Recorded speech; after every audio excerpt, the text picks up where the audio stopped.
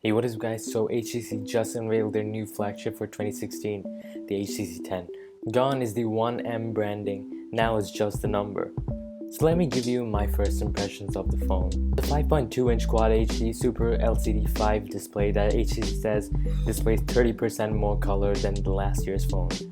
The screen is covered in Gorilla Glass with curved edges that bend into the phone's metal frame. The phone is powered by a Qualcomm Snapdragon 820 processor and 4GB of RAM that we've seen in a handful of high-end Android phones.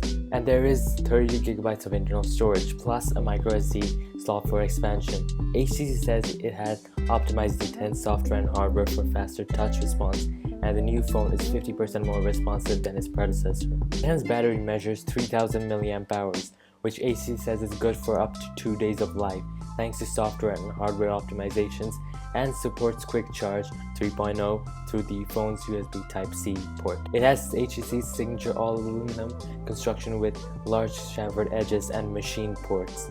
Below the display is a fingerprint sensor flanked by 2 capacitive buttons for back and recent apps.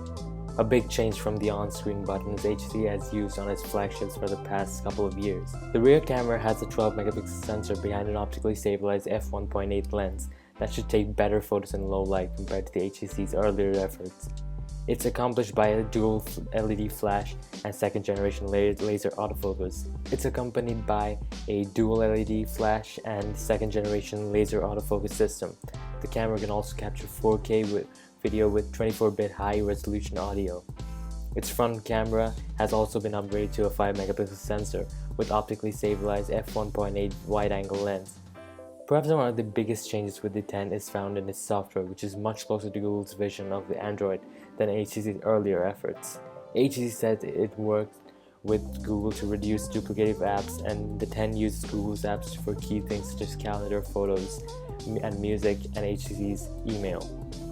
Messaging and camera apps are still around, however, the interface more closely resembles a Nexus device, and HTC says it has redesigned its app to fit in with Material Design. Overall, the HTC 10 is basically an evolutionary upgrade, not a revolutionary one.